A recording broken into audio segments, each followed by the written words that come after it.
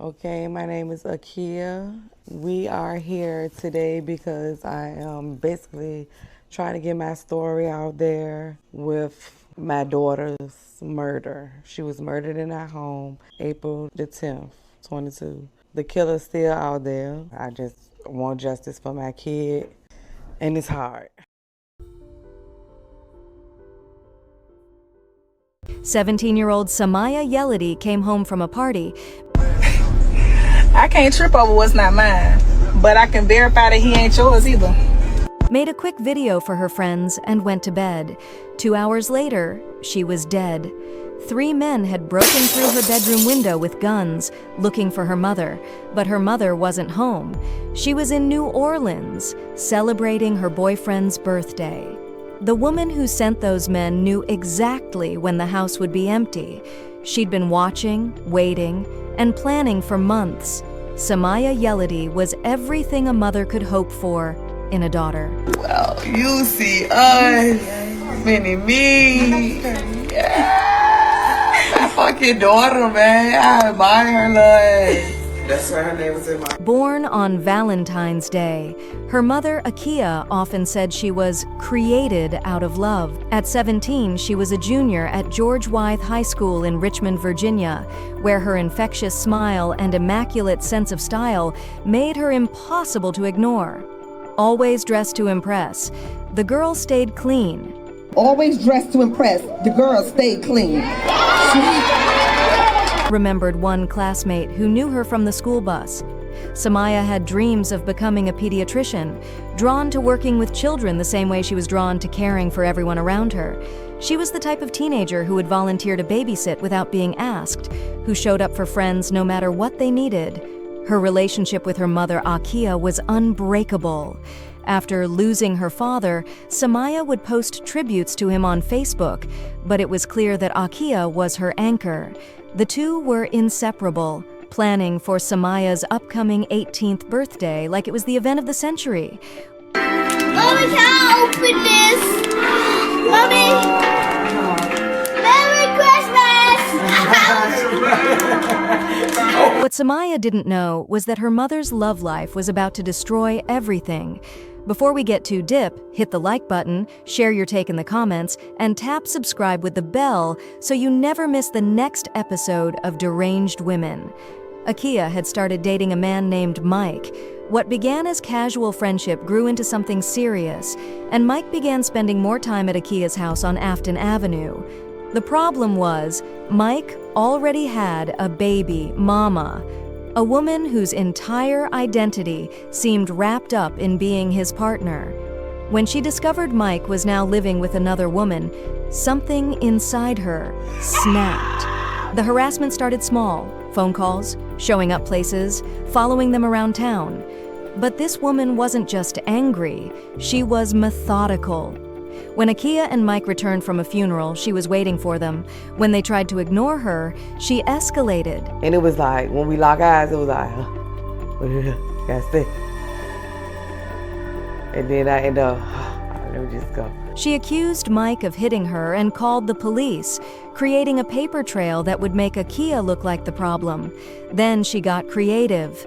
She got a job at my job to sabotage my job.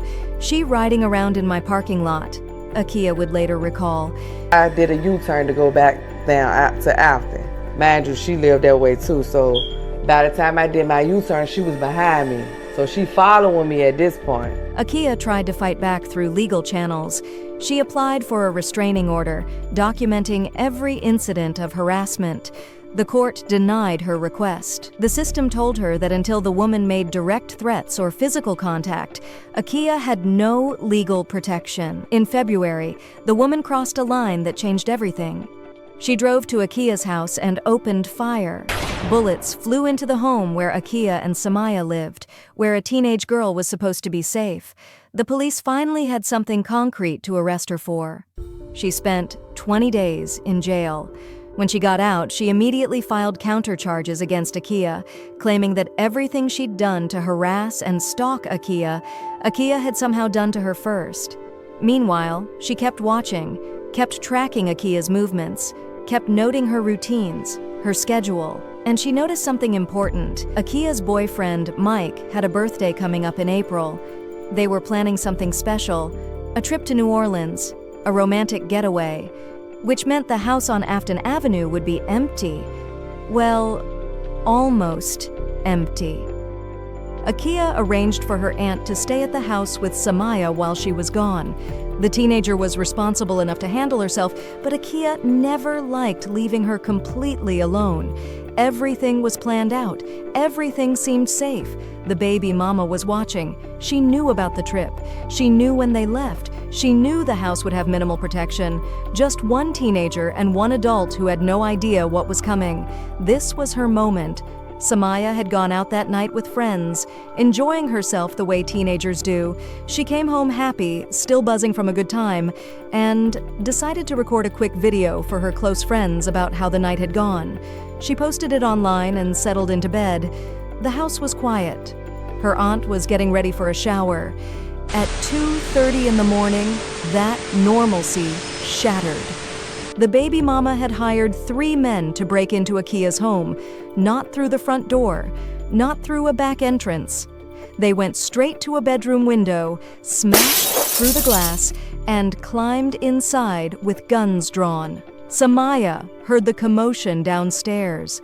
The noise was loud enough to wake her, strange enough to make her worry. Her aunt was about to shower, so Samaya got out of bed to investigate.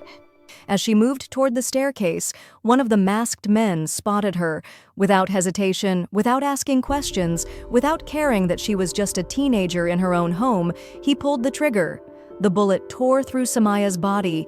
One shot, that was it. That one shot was from the bottom of the steps, going up diagonal. The same bullet that killed my baby would have killed her. The girl who wanted to be a pediatrician, who cared for children, who had dreams and plans and people who loved her, was gone. The men didn't stick around. They'd accomplished what they came to do. Not what they were supposed to do, but what ended up happening when a jealous woman's revenge plan met an innocent teenager's curiosity. Their target was hundreds of miles away, celebrating her boyfriend's birthday, completely unaware that her daughter was dying. Richmond police got the call just before 2:30 in the morning. Gunshots reported on Afton Avenue. When they arrived at the Greystone Apartments, they found Samaya unresponsive at the bottom of the stairwell. The 17-year-old had been shot multiple times. What police found wasn't a random break-in gone wrong. The evidence pointed to something much more calculated. The forensics painted a picture of attackers who knew what they were doing. This wasn't amateur hour. These were people who had been given specific instructions about how to get in and what to accomplish, but accomplishing their actual goal had failed. The case appeared to stall. While Akia grieved and demanded answers, the baby mama walked free. What is clear is that for too long, the system failed Samaya's family the same way it had failed to protect her when she was alive.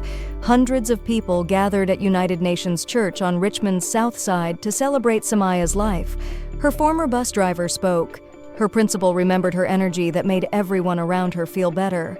Friends shared stories about a girl who showed up for people, who cared deeply, who had 17 years of beautiful life that got cut short by someone else's jealousy. They placed a purple memorial bench on the corner of Afton Avenue with Samaya's picture, flowers, balloons, and messages from people who loved her. It became a place where Akia could sit and talk to her daughter. This case isn't just about one woman's jealousy turning deadly. It's about a system that failed to protect a family until it was too late. And a reminder that in the real world, revenge doesn't just hurt your target. It destroys everyone in its path. Remember, danger can wear a friendly face. Stay aware, look out for others, and reach out if you need help. See you in the next case on Deranged Women. Thanks for watching.